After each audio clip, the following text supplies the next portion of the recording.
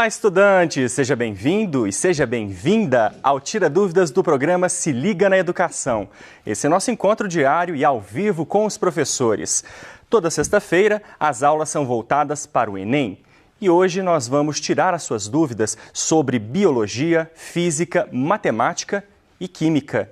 Neste primeiro bloco, com os professores Expedito Pires, de matemática, e Suzana Apolinário, de física.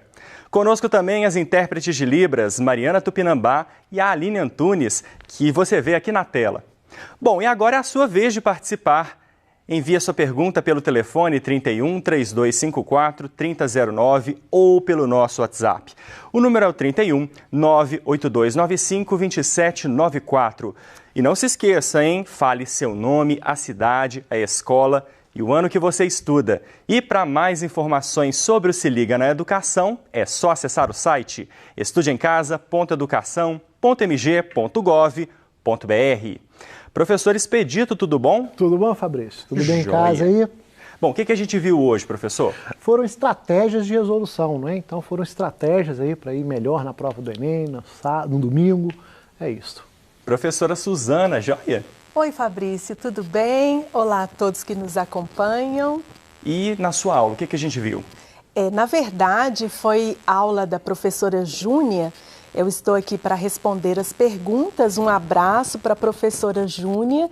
E na aula dela foi feito um resumão de Física 3, ou seja, ela chamou de Física 3 os conteúdos de eletrodinâmica. Ok, e a gente está com nova enquete do Se Liga no canal da Rede Minas no YouTube. Vamos dar uma olhadinha? É só você acessar youtube.com/redeminas. Você cai aqui na nossa página na Rede Minas, tem o Se Liga transmitido ao vivo, tem matéria do Jornal Minas, toda a programação da Rede Minas aqui pra gente. E a nossa enquete está aqui na aba Comunidade. Você clica e a nossa mais nova enquete, que já foi postada inclusive há 2 horas, quer saber o seguinte: o Rio Arrudas é um rio essencialmente urbano. Sua nascente fica na região do Barreiro e ele deságua em outro importante rio da região metropolitana de Belo Horizonte. Sabendo disso, onde fica localizada a Foz do Iguaçu, a Foz do Rio Arrudas, perdão.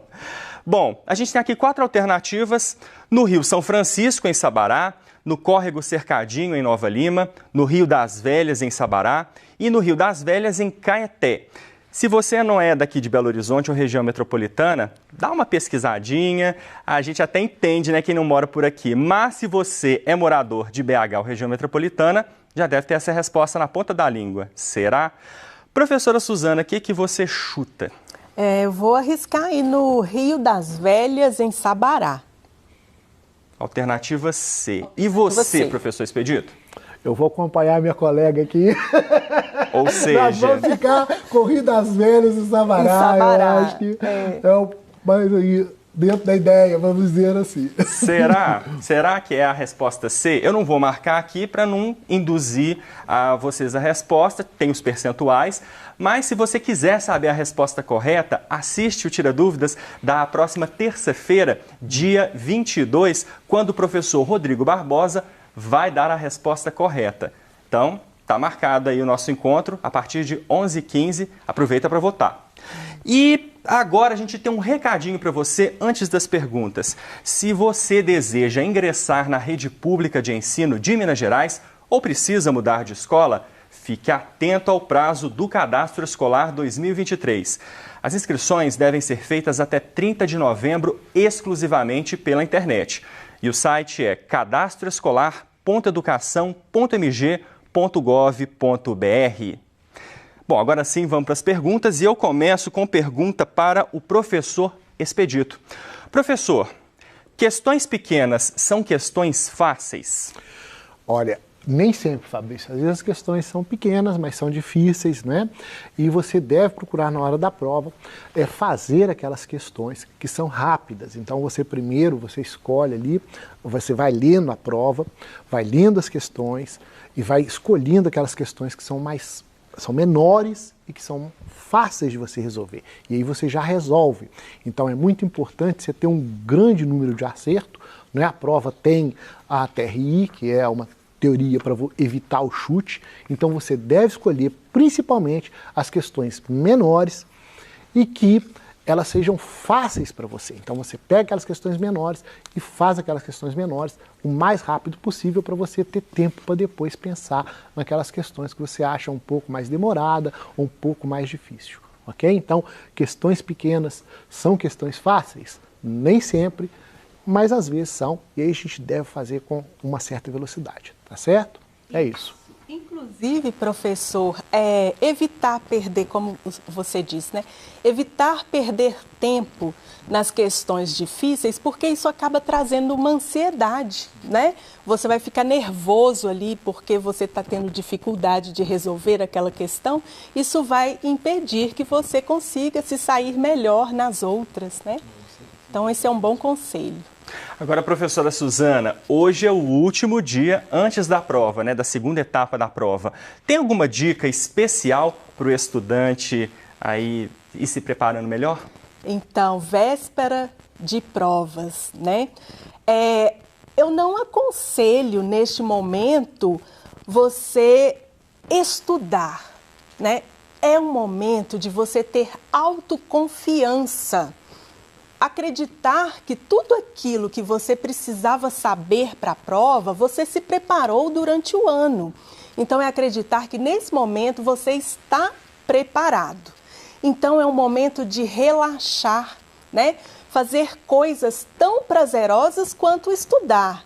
Por exemplo, escutar uma música, fazer uma meditação, estar com os amigos, assistir um filme. Porque estudar em véspera de provas pode te trazer aí uma ansiedade, né, um estresse, e você acabar indo para a prova levando essa ansiedade, e isso acaba bloqueando o seu raciocínio. Então, o melhor a se fazer é isso, é dar aquela relaxada, tá? Para você ter condições de chegar na prova, estar descansados. A sua mente, o seu cérebro vai fluir muito melhor ali, isso vai ser um ponto a seu favor.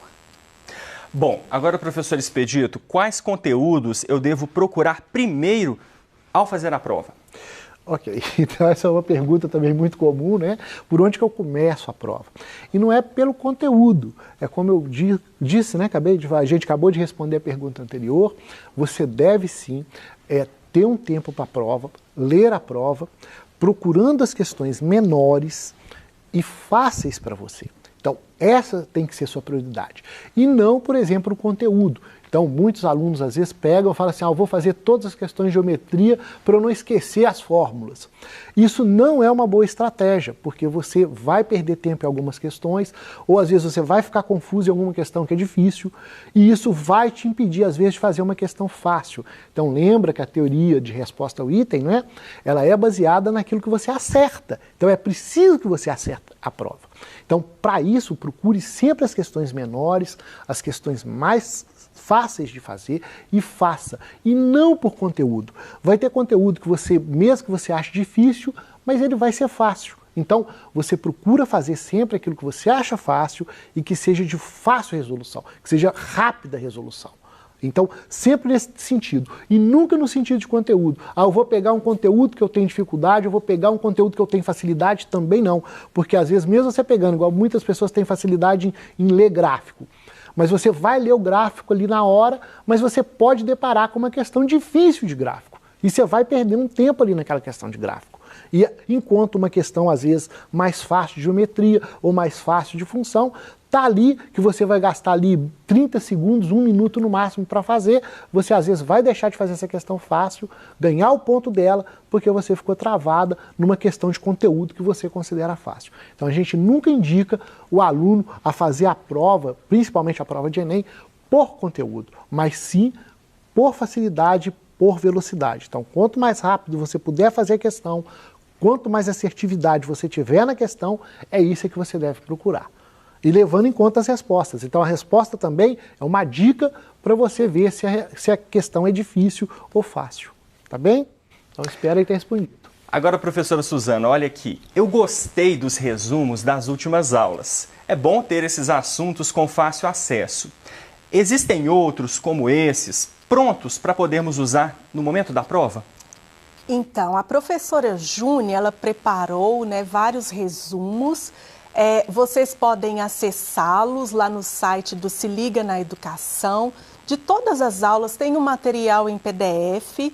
E isso, né, para quem gosta de fazer uma revisão assim antes da prova, né? Tem gente que gosta, né? Tem gente que se sente seguro para fazer isso. Então, acesse o site do Se Liga, acesse as aulas da professora Júnia, o material em PDF. Nessas últimas aulas, né, ela deixou preparado esse material como um resumo mesmo para você relembrar os tópicos. E lá no site também existem outras aulas, né, de todas as áreas do conhecimento. Tem as aulas de física da professora Suzana, do 1º, 2º e 3º ano.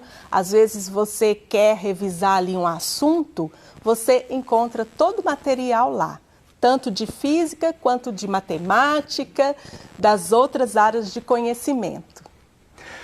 E, conforme a professora Suzana falou, é só você acessar o estudeemcasa.mg.gov.br para ter acesso ao conteúdo das aulas, aos programas de ensino e também assistir, rever as aulas no nosso canal da Rede Minas no YouTube, youtube.com/redeminas. Agora, professor Expedito, olha só, se a questão for fácil, mas demorada, eu devo fazê-la? Voltamos, né, nessas questões, as dúvidas mesmo.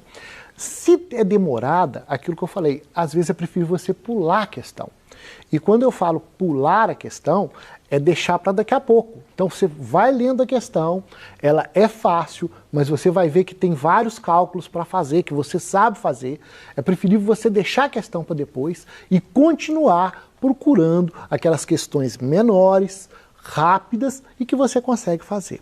E depois você volta, você marca essa questão, e aí quando você acabar as questões fáceis e rápidas, você volta nessa fácil e demorada, que aí sim você vai estar garantindo o ponto dela, porque ela é fácil, mas você está fazendo no momento oportuno, que é não perder tempo. A gente tem aí, né, em média, 3 minutos por questões, isso tem que ficar claro também, então a cada meia hora você tem que ter feito aproximadamente 10 questões, é mais ou menos assim que a gente mede a prova, mas lembra, tem questão que você vai gastar 1 minuto, 30 segundos, e tem questões que você vai gastar 5 minutos, 6 minutos. Então você tem que ir controlando o tempo mais ou menos da prova, e uma questão demorada, ela deve ser sim deixada um pouquinho para depois, para você garantir os seus pontos ali, tá bem? Obrigado aí. Bom, e se você está com alguma dúvida sobre física, sobre matemática ou alguma dica que você queira para se preparar melhor para a prova agora no domingo, manda aqui para a gente. Professora Suzana e professor Expedito estão nesse primeiro bloco só para responder as suas perguntas. Professora Suzana, por que há elétrons livres nos materiais? Então, o momento de revisar aqui esses conceitos, né? Elétrons livres nos materiais. Esses materiais são os condutores, né? Os metais são bons condutores, tanto de eletricidade quanto de calor. Agora, vamos pensar, elétrons livres. Na verdade, nos metais, por exemplo, né? Nós temos elétrons semilivres. O que é isso? Os elétrons da camada de valência do átomo estão fracamente ligados ao núcleo atômico. Então, se estabelecermos uma diferença de potencial nas extremidades desse material condutor, esses elétrons ganham sim essa mobilidade, eles conseguem se libertar ali do átomo e entrar em movimento, né, locomovendo-se ali ao longo do material, aí eles estarão livres, tá? E o fato desses elétrons poderem estar livres é que a gente consegue estabelecer uma corrente elétrica em um condutor, né? Então, por que há elétrons livres no material? Porque eles estão fracamente ligados ao núcleo do átomo e, recebendo ali uma energia, eles conseguem libertar-se deste átomo e entrar em movimento ao longo ali do material. Bom, agora vamos para a matemática, professor Expedito. Questões de logaritmo serão consideradas difíceis? Aí está o ponto, né? Muito aluno tem dificuldade com logaritmo, a tendência geral é o aluno achar que questões de logaritmo são difíceis. Mas elas não são, às vezes não são, e volta a insistir, você deve procurar aquilo que é fácil para você. Então, muitas vezes uma questão de logaritmo, provavelmente no Enem, ela envolve ali questões de terremoto, de crescimento de bactérias, etc. Não são questões assim, vamos dizer, tão difíceis de você fazer. Então, olha a questão, se ela for rápida, se ela for fácil para você, faça a questão. A classificação de difícil, fácil, é sua. Você tem que ficar preocupado em fazer aquilo que você sabe de maneira rápida. Isso é que vai te garantir uma pontuação melhor no Enem. Então, essa questão, né, do logaritmo ser difícil, às vezes não. Então, não bata, né, o olho na questão só porque ela é logaritmo, você já descarta ela. Você olha, se for fácil e rápido, você entender ela rapidamente, você faz. Se não, você deixa ela, classifica ela como difícil ou como média e vai fazer no momento oportuno. Mas sempre nessa teoria de fazer primeiro aquilo que for fácil para você e principalmente que é rápido, ok? Ok. Professora Suzana, o que é responsável pela orientação dos elétrons em um condutor? A diferença de potencial estabelecida, né, nas extremidades desse condutor. Vou fazer um desenho, porque aí vai ficar mais fácil para visualizar.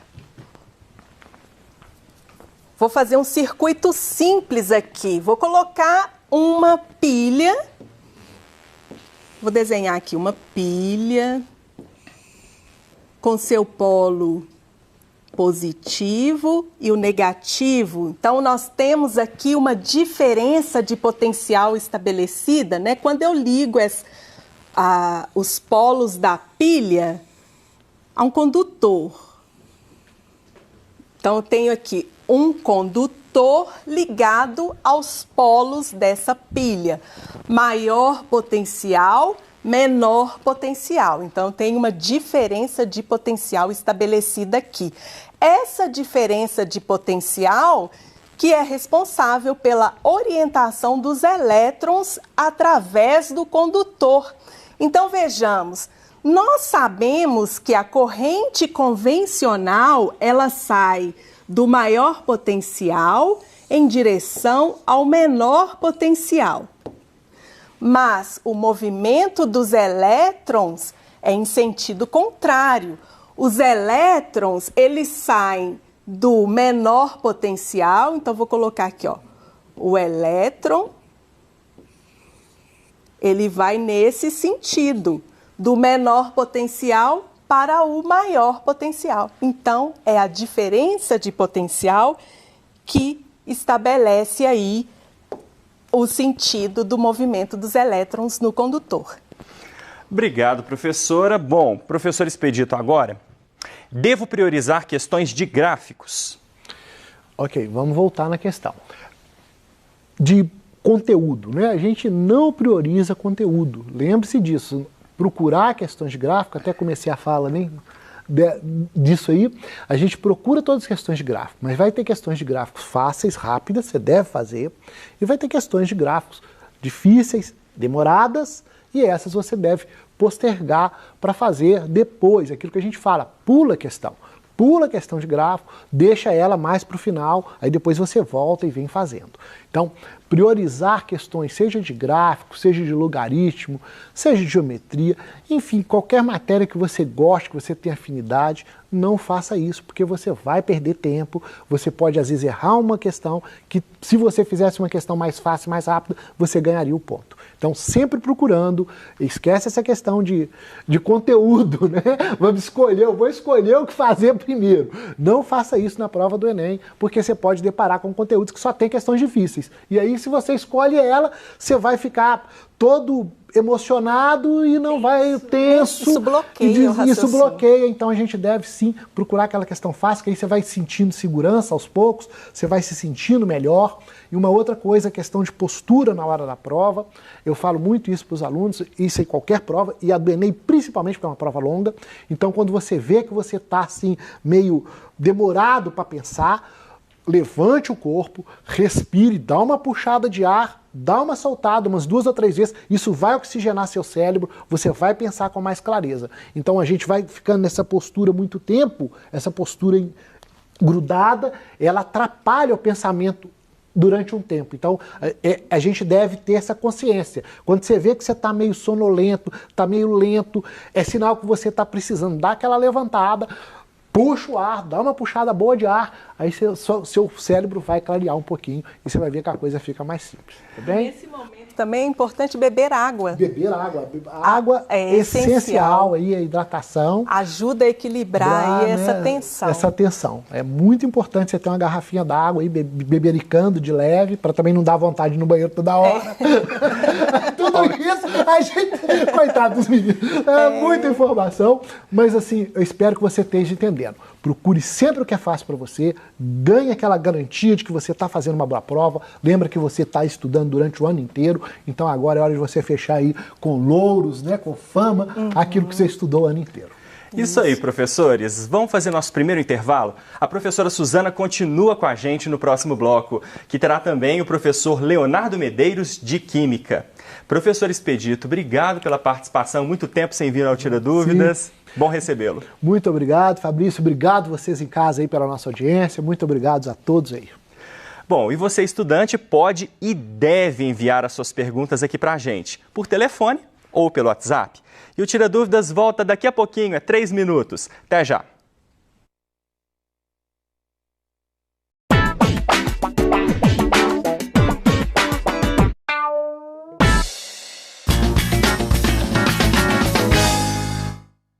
Estamos de volta com o Tira Dúvidas do Enem, agora com os professores Leonardo Medeiros, de Química, e Suzana Apolinário, de Física. E para você participar com a gente é muito fácil. É só enviar as suas perguntas pelo telefone 31 3254 3009 ou pelo WhatsApp 31 98295 2794. Aproveite, hoje é o último Tira Dúvidas pré-Enem. Professor Leonardo, tudo bom? Tudo bem, Fabrício? Oi, professora. Oi, Leonardo. Oi, colegas de casa. Bom, o que a gente teve hoje na sua aula?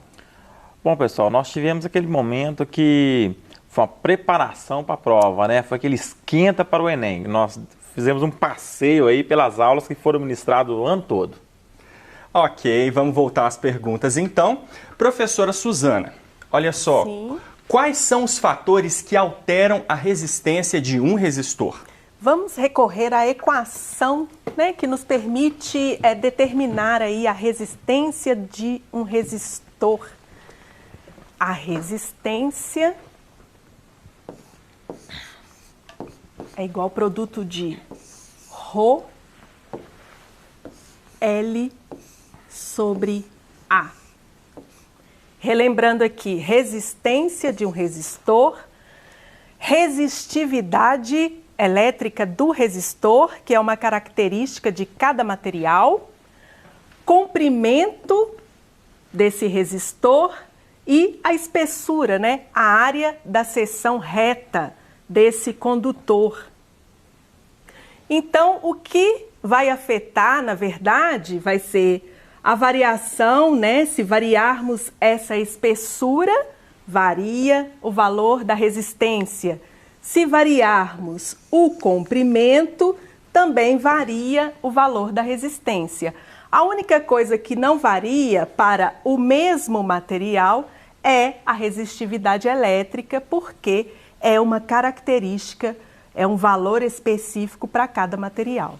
Então, aumentei a espessura, diminuí a espessura, aumentei o comprimento, diminuí o comprimento desse condutor, eu vou alterar aqui o valor da resistência elétrica. É isso. Ok, obrigado, professora. Olha só essa daqui, professor Leonardo. Tô com medo da prova de Química. Me ajuda, por favor? Bom, pessoal, o medo faz parte, tá? é um momento importante, é um momento decisivo na sua vida. Essa ansiedade, tá, mas você tem que ter uma certeza que você se preparou durante o ano, né? Então, você está plenamente capaz de fazer essa prova. Aí esse medo vai embora, essa ansiedade, essa insegurança vai indo embora. Porque você treinou, você se capacitou. Então, você não é nenhum ser do outro mundo que está sentindo esse pouco de pressão e está errado. Não, todos nós sentimos. Mas tenha plena consciência que você é plenamente capaz. Agora, chegando lá, relaxa, leia com calma, faça a prova consciente daquilo que você estudou. Se está muito difícil, pula, vai para a próxima, depois você volta, tá? Não desespera, não. E vai dar tudo certo no final. Até porque tem a TRI, né, professores, que você não pode responder chutando, né? Sim. Até pior chutar. Então, pior. Pintou aquela dúvida, vai mesmo assim, às vezes pula, retorna, mas não chute, né? É o ideal. Sim. E como nós havíamos falado aqui no bloco anterior, sabe? Beber um golinho de água no momento tenso, um chocolatinho também ajuda muito, né, professor? Sim. Para diminuir aí a tensão, você ficar mais calmo, você conseguir concentrar e chegar à sua resposta aí com muita segurança. E fica esperto com o horário, viu? Não vai chegar atrasado, não. Os portões têm horário certinho de fechar. Sim, sim. Saia de casa mais cedo para evitar mesmo esse estresse, né? Porque se for dando o horário da prova, você ainda estiver no caminho, mesmo que você consiga chegar lá a tempo, você ainda vai chegar, né, nervoso. Então saia de casa mais cedo, saia com calma, né? Para você evitar aí esses transtornos, né? Então já temos aí um checklist para o estudante, né? Sair mais cedo, levar uma garrafinha de água, é importante se hidratar, e um chocolatinho, um bombom, uma barra, né? Uma barra de cereal, tudo isso dá mais energia, né? Bom, agora, professora Suzana, a lei dos nós quer dizer mesmo o quê? Ah, sim, lei dos nós, primeira lei de Kirchhoff. Então vou desenhar de novo aqui um circuito para mostrar os nós do circuito. Então, vou ter aqui um circuito em paralelo. A bateria desse circuito, os condutores. Vou colocar aqui um resistor, aparece nessa configuração. Vou fechar aqui meu circuito por enquanto, até colocar os outros resistores nele. Então, vou ter aqui um outro resistor. Vou colocar mais um aqui também, ó. Eu deveria ter colocado aqui. Aqui é um resistor. R1, R2 e o resistor R3 ligados em paralelo, um circuito em paralelo. Lei dos nós. Eu tenho aqui cada ponto do circuito, como este aqui, eu vou chamar de nó. Onde tem aqui a divisão para a ligação em paralelo. Positivo, negativo, essa é a configuração, tá? Da diferença de potencial estabelecida aqui por uma bateria. A corrente saindo do positivo, a lei dos nós diz o seguinte, quando a corrente encontra um nó, ela divide-se. Mas a corrente que sai no circuito tem que ser a mesma corrente que chega, né? Pela conservação das cargas. Então, aqui, chegou no nó, aqui eu tenho a corrente total, né? Vou chamar aqui de I total. Saindo aqui da maior diferença de potencial, essa corrente I aqui é a corrente convencional, tá? Não é o sentido do movimento dos elétrons, estão recordando aí, é como se fossem os prótons em movimento. Mas essa corrente vai chegar aqui nesse nó, ela vai ter que se dividir. Então, eu vou ter uma corrente passando por aqui, que eu vou chamar de I2, porque está percorrendo o resistor 2, e uma corrente que vai seguir para passar aqui no resistor 3, que eu vou chamar de I3. Então, quando essa corrente I2 chegar nesse nó, ela vai juntar aqui de novo com a corrente I3, né? E vai chegar aqui novamente a corrente I total. Então, essa é a lei dos nós. Nos nós, as correntes dividem-se, mas a corrente que chega no nó tem que ser igual à corrente que sai do nó para manter aí a conservação das cargas. Ok, obrigado, professora. Bom, professor Leonardo, agora, pode me dar uma dica sobre isótopos, isóbaros e isótonos? Posso sim. Eu vou até, inclusive, utilizar ali a lousa. Pessoal, esse prefixo iso, ele tem a ver com igual, tá? Então, quando nós falamos isótopos, tá? Esse tem a ver com o número de próton. Quando a gente fala número de próton, é aquela digital ali do átomo, quer dizer que são átomos do mesmo elemento. Então, por exemplo, carbono 6. Todo átomo que tiver 6 prótons, ele vai ser carbono. E eu tenho um carbono que ele tem 12 de massa. Ele tem mais 6 nêutrons. Mas eu tenho um outro carbono que é chamado carbono 14. Ele tem um pouco mais de nêutron ali no núcleo. Percebam, continua sendo carbono. Mudou a massa, mas continua, olha, sendo carbono. Quando é um átomo do mesmo elemento, ele chama isótopo, tá? O que é o isobaro? Esse aí tem a ver com a massa. Então, eu tenho um elemento, por exemplo, o elemento X, ele tem a massa de 10 e aqui o número de próton 9. E eu tenho um outro elemento, Y, qualquer, que tem a massa aqui, por exemplo, de 8, o número de próton de 8, o número atômico 8, e a massa também é 10. Tá? Olha, se o número aqui é diferente, o elemento também é diferente. Mas nesse caso aqui, a massa dele é igual, tá? Isso é o isobaro. Então você olha, lembra de barro aí? Barro tem a ver com massa, tá? E o isótono, esse N aí você pode lembrar de nêutron. Como que a gente acha o nêutron? O nêutron, a gente acha o número maior menos o menor. Então nesse caso aqui, ó, 14 menos 6. Aí eu acho o nêutron desse elemento. Quando elementos químicos diferentes possuem o mesmo número de nêutron, aí eles são isótonos. Para você achar o nêutron, é só você pegar o maior e dividir pelo menor. Perdão, subtrair do menor, tá? Então aqui, ó, 12 menos 6, 6 nêutrons dentro do núcleo.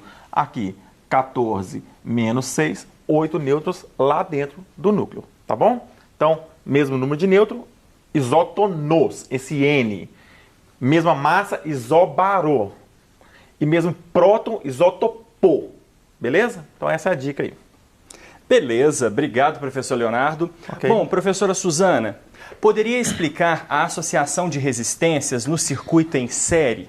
Como ficam as tensões nesse caso? Então, vou fazer um circuito associação em série, né? Então, vamos recordar aqui.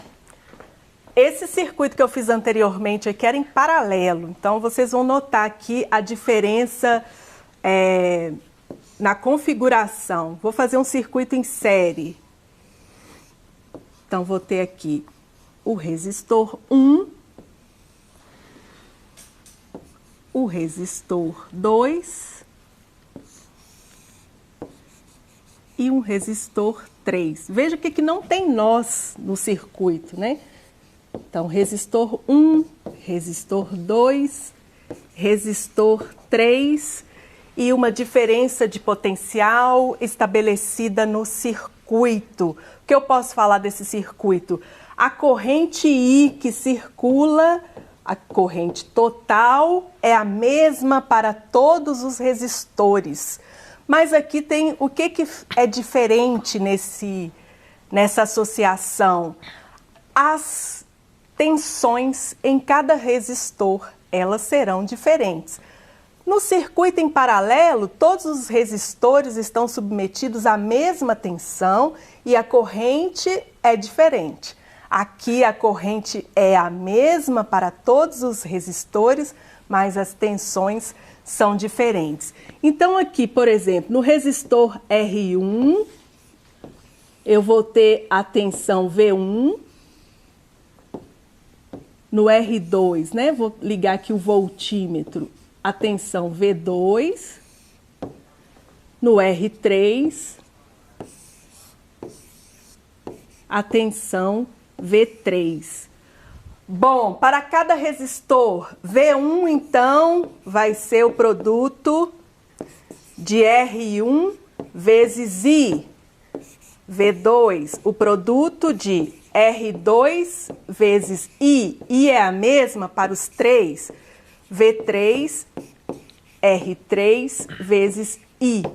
De modo que V total aqui, então, vai ser a soma de V1 mais V2 mais V3. Então, tá aí respondida a pergunta, né?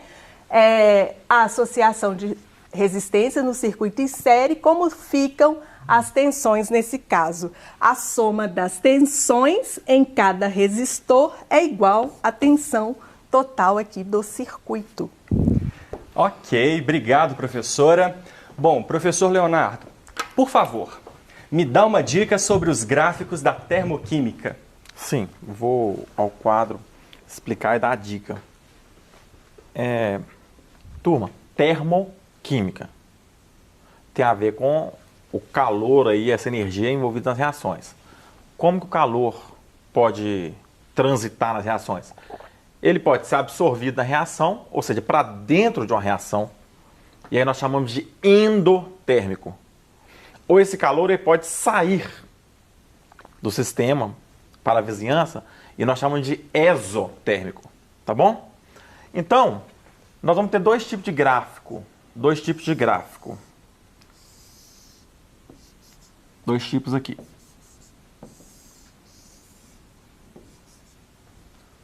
Aqui, sempre a energia. Vamos chamar de H. Você vai ver também chamar de entalpia, tá bom? Aqui o sentido. Sentido da reação. Qual que é o sentido de uma reação? Ela sempre vai começar no reagente e sempre vai terminar no produto, tá bom? Agora, qual que é a diferença? Olha só.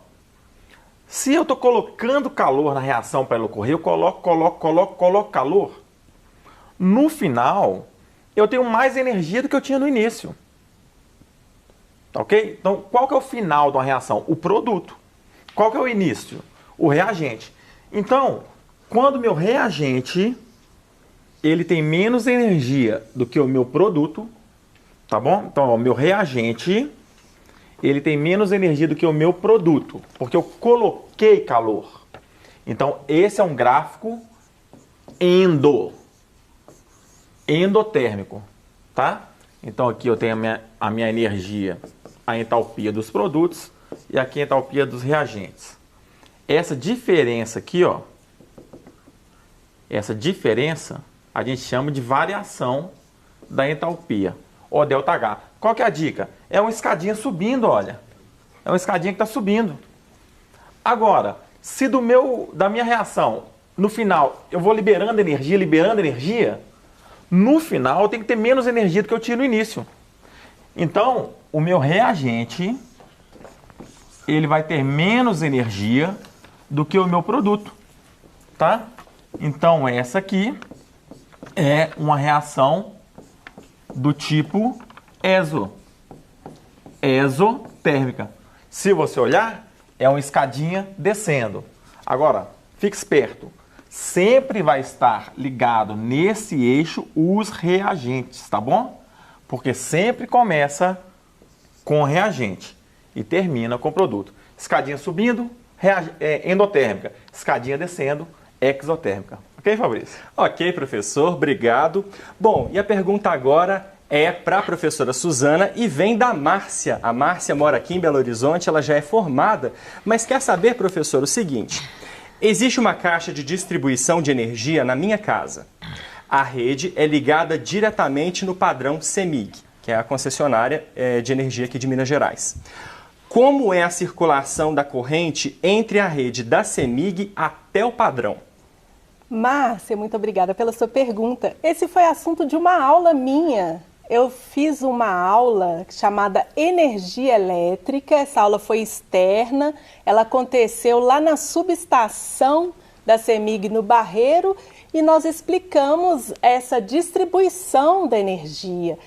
Nessa aula eu expliquei, né, a queda da tensão para que a corrente chegasse até nossa casa. Bom, a corrente ela vem lá da distribuição, né, da subestação de distribuição, em forma de corrente alternada, tá? E chega, passa pelos postes, passa pelo transformador, né? A queda de tensão para chegar até o padrão da sua casa. Bom, mas assista essa aula, Energia Elétrica. Essa aula foi ao ar no início de... Foi ao ar em outubro, tem pouco tempo, eu não sei exatamente o dia, viu?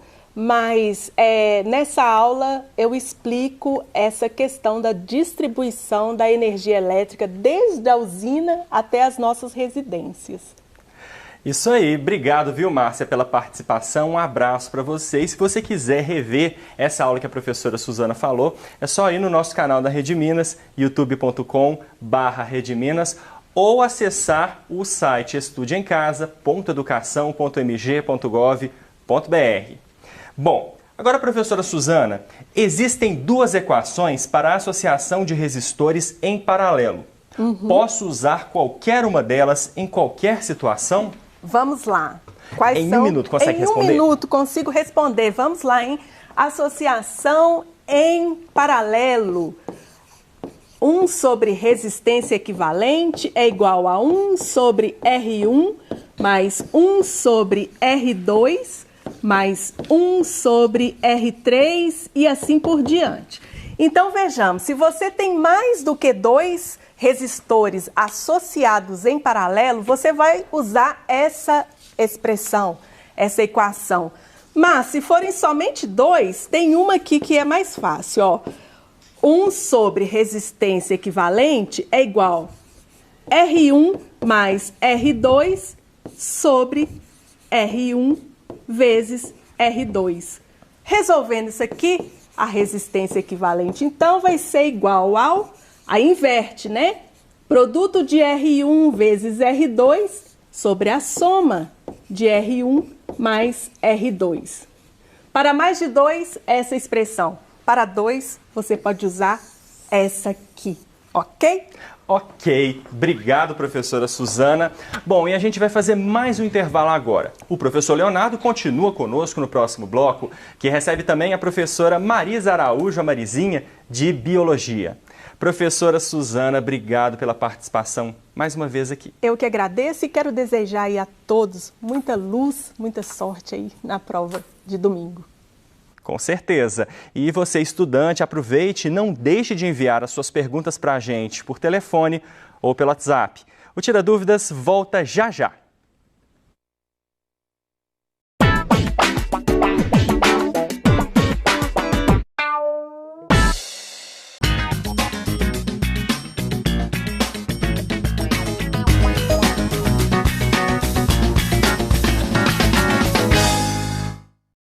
Estamos de volta com o Tira Dúvidas do Enem e neste último bloco com os professores Leonardo Medeiros, de Química, e Marisa Araújo, a Marizinha, de Biologia.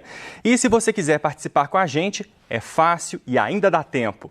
É só enviar a sua dúvida pelo telefone 31 3254 3009 ou pelo WhatsApp 31 98295 2794. Professora Marizinha, tudo bom? Tudo bem, como é que você está? Tudo Joia. bem, pessoal? Oi, Léo, tudo bem? E o que a gente viu hoje em Biologia? Hoje foi uma aula da Isabela Van Ham, um abraço para a Isabela, tá? E foi sobre variáveis de qualidade de vida, um assunto bem interessante. Ok, inclusive é o tema da nossa primeira pergunta, Sim. Professora. Pode definir, por favor, o que é qualidade de vida? Bem, vocês podem já estar pensando em casa que é uma definição que às vezes pode ser até pessoal, né? Será que a minha definição de qualidade de vida é a mesma para você, Léo, ou para você que está aí em casa? Isso depende muitas vezes não só de questões pessoais, né? Mas também de questão do contexto cultural, né? E dos valores das quais você está aí inserido, né? Imagina uma pessoa que ela viva lá na Índia, uma pessoa que vive, por exemplo, na floresta amazônica, ou até mesmo numa capital como São Paulo, né?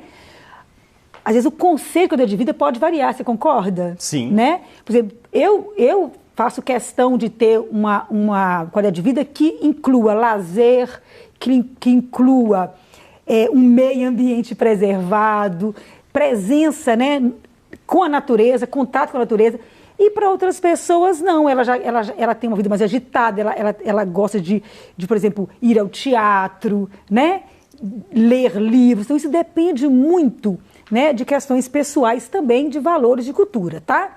Mas existem variáveis de qualidade de vida, né, que levam em conta o quê, por exemplo?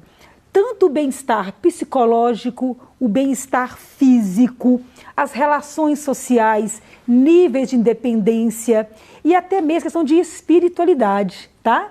Então, são vários critérios que a gente pode estar utilizando para avaliar uma qualidade de vida.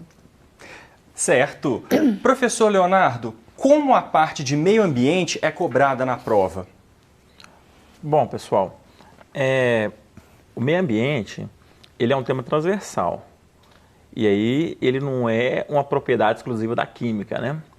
Então, esses temas, eles podem vir em questões que tratam aí de aspectos da biologia, da física, da química, mas geralmente traz um contexto, não é? Por exemplo, um contexto de uma realidade da floresta amazônica, um contexto da realidade da mineração, um contexto da realidade do aquecimento global, e dentro daquele contexto, alguns conceitos da ciência da natureza vão estar presentes ali, tá?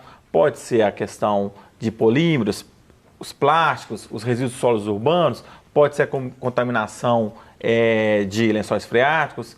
Esse contexto, geralmente transversal, vai estar inserido dentro da questão que ela vai geralmente abraçar aí não só a química, mas também a biologia, a física e outras áreas também.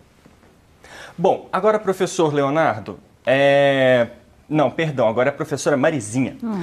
Professora, por que é perigoso a gente respirar ar poluído? De que maneira isso afeta a qualidade de vida das pessoas? Uma excelente pergunta. Bem, primeiro, para a gente lembrar aqui, gente, que quando a gente fala em qualidade, né, do ar, né, a gente segue aí normas do Conselho Nacional do Meio Ambiente, que é o CONAMA, tá? Existem normas aí dentro que foram já instituídas desde 1990, depois foi substituído por 2018, tá? Que é uma portaria 491 de 2018, que fala aí da qualidade do ar, né?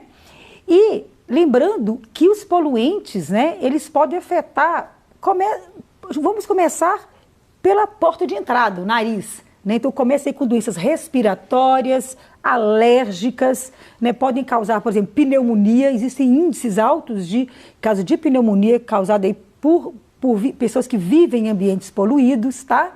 Isso pode passar para outros tipos de doença, afetar a imunidade das pessoas, tá? Mas geralmente afeta principalmente pulmão, né? Pode também afetar a questão circulatória, tá? Então, assim, são diversas doenças que são causadas pela exposição. Só que essa exposição ela depende também de alguns fatores, tá? Por exemplo, a quantidade, né, o nível de concentração, o tempo em que aquela pessoa ficou exposta àquele tipo de poluente, tá certo? E existe aí, gente, inclusive normas, tá?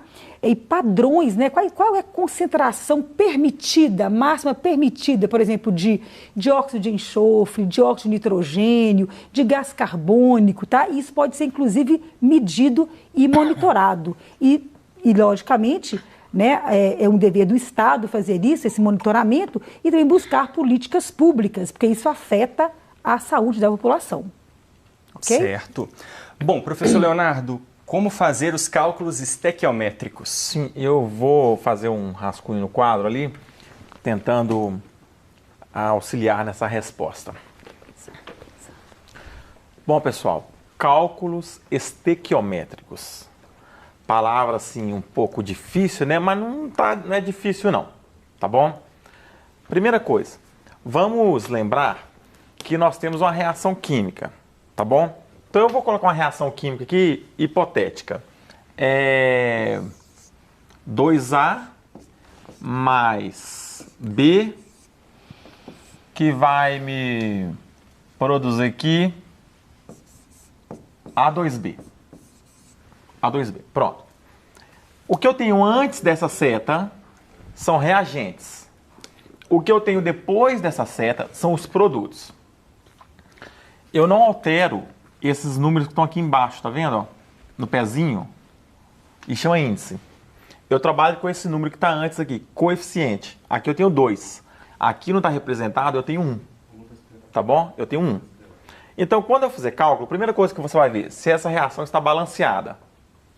Segundo, tem uma constante que chama constante de Avogadro. Ela é 6,02 vezes 10 a 23. Aí não interessa de quê, tá? Se é de átomo, se é de próton, se é de elétron, é uma constante, ela não vai mudar.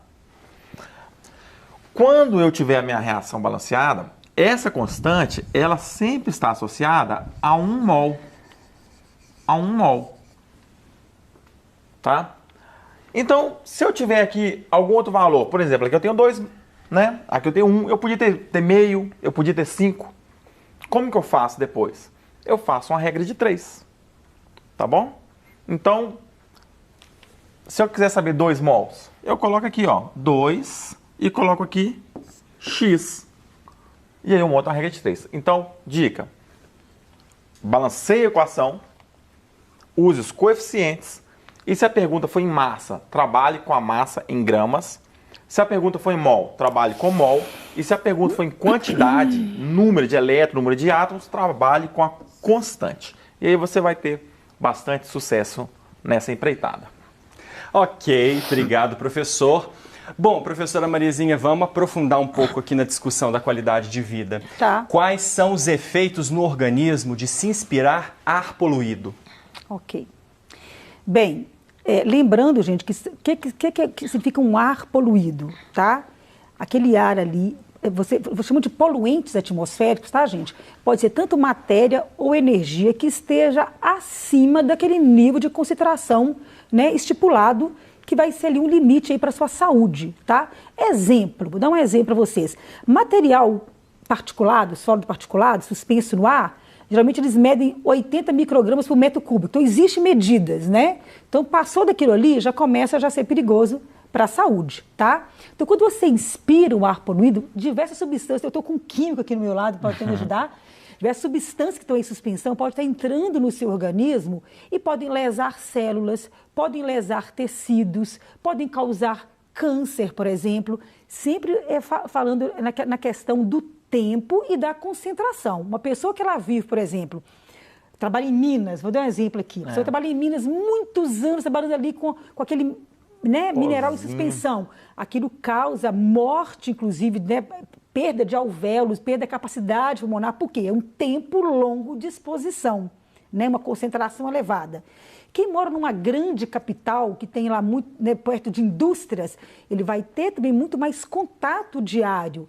E tem também fatores genéticos, a gente não pode isolar, né? O fator ambiental ajuda, mas tem pessoas que têm predisposição também, tá? Mas sempre vai afetar o quê, gente? Principalmente vias respiratórias, porque você está respirando o ar, ele passa para o pulmão, depois ele cai na corrente sanguínea, aí já começa a afetar já sistemicamente. Pode afetar um órgão, né? Pode afetar a questão circulatória. Eu já vi doenças imunes sendo causadas também, tá certo? Então, assim, o ideal é você viver dentro daqueles padrões, né, mínimos de qualidade do ar.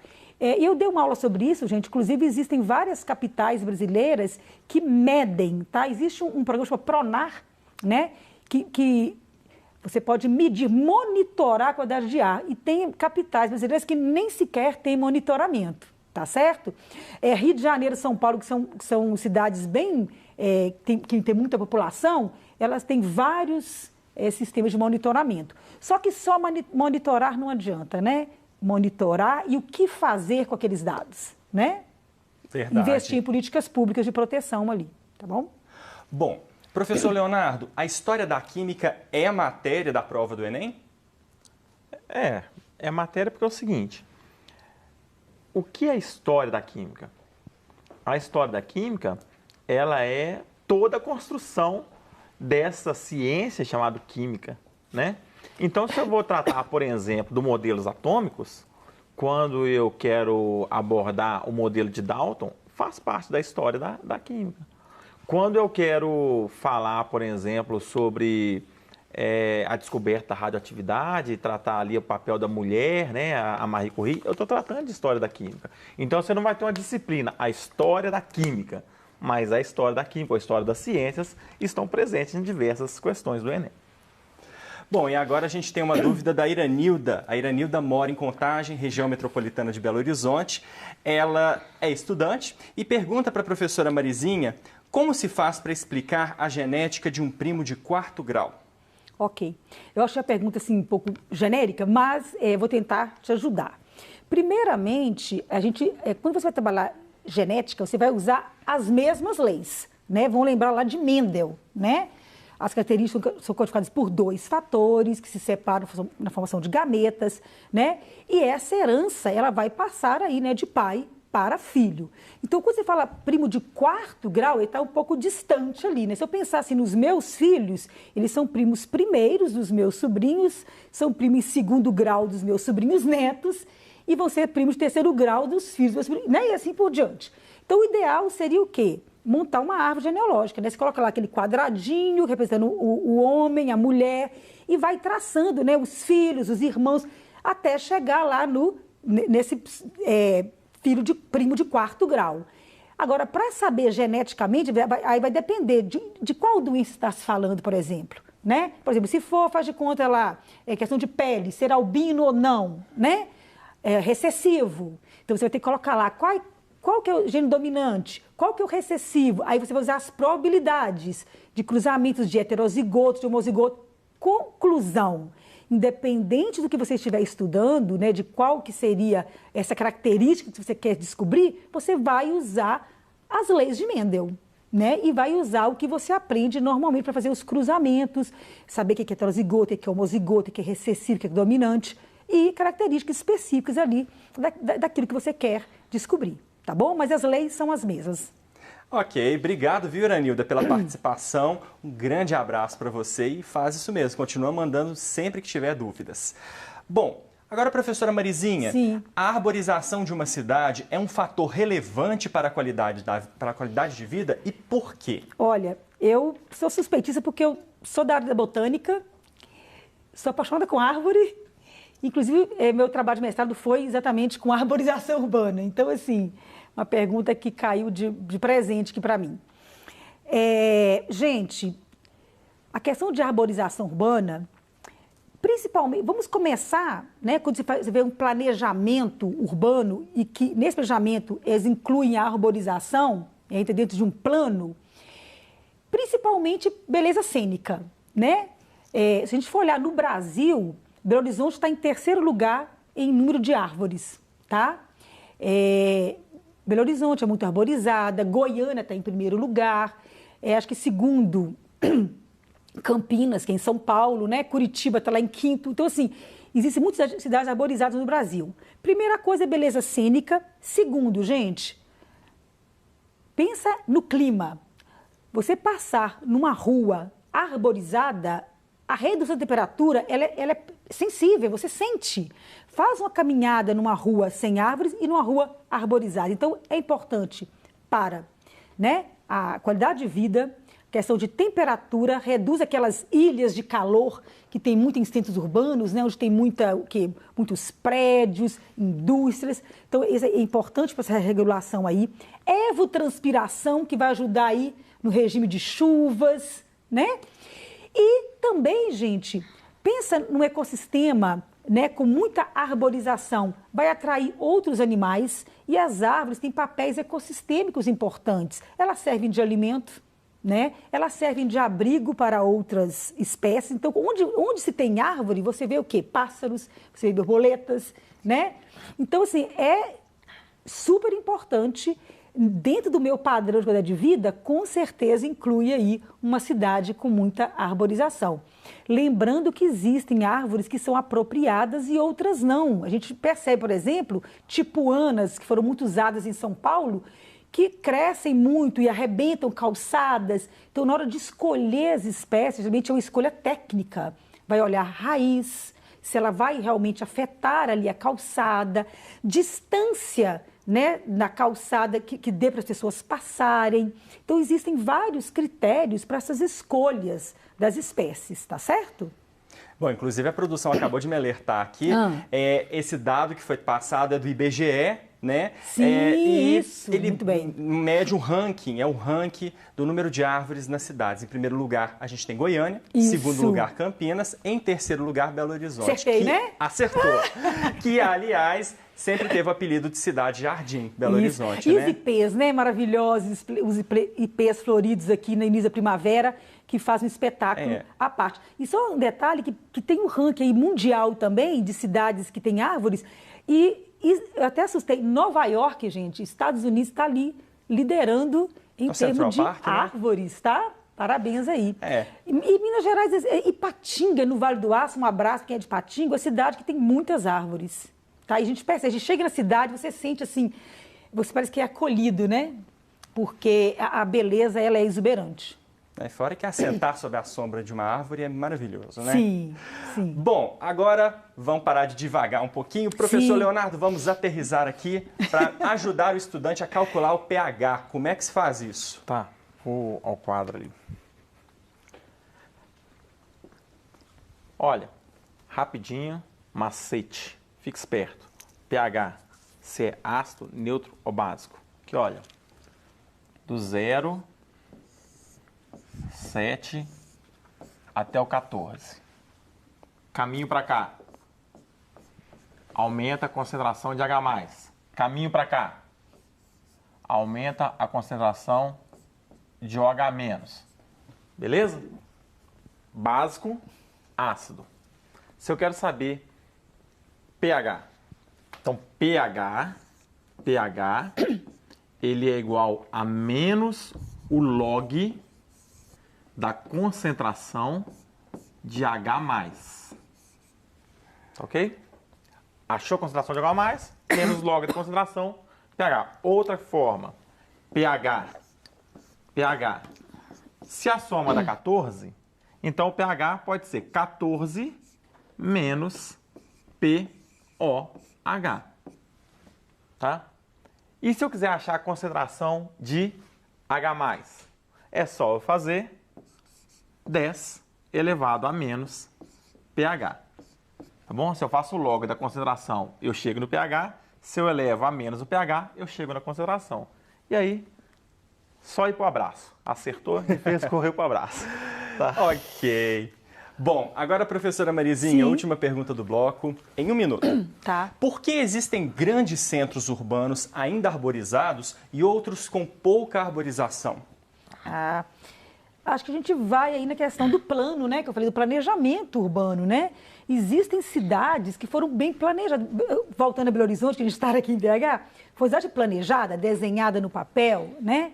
Inclusive, se a gente pegar fotos antigas da Afonso Pena, a gente percebe que já houve uma redução, né? Era até mais. Mas tem muita cidade também que ela vai surgindo de forma irregular, né? Vai surgindo sem um planejamento. E aí você já começa a perceber menos arborização. Mas isso pode alterar até de gestão, né? Às vezes uma gestão que entra ali, um prefeito que entra, ele tem essa visão, ele já começa a fazer aí um planejamento com a Secretaria de Meio Ambiente, pode associar com a educação e fazer aí projetos de arborização urbana. E você mesmo, como cidadão, você pode estar aí também cobrando do poder público essa atitude aí, né? Que está muito voltada aí com a questão de gestão pública e planejamento urbano, tá bom? Ok, obrigado, professores. Bom, e o Tira Dúvidas do Enem fica por aqui, pessoal. todo o nosso conteúdo você acessa pelo aplicativo Conexão Escola 3.0, que é gratuito e não consome os dados da sua internet. Ou pelo site estudeemcasa.educação.mg.gov.br. Professor Leonardo, professora Marizinha, obrigado pela participação. Obrigada a você, obrigada a vocês Obrigado. em casa. Embaixo, um abraço para a Iranilda, que ela é muito participativa. Viu? Bom, eu agradeço também a Mariana e a Aline, as nossas intérpretes de Libras. E nós do Se Liga desejamos a você, estudante, boa sorte e sucesso neste domingo, que é o segundo dia de provas do Enem. O Tira Dúvidas volta na segunda-feira, ao vivo, às 11h15 da manhã. Estamos te esperando.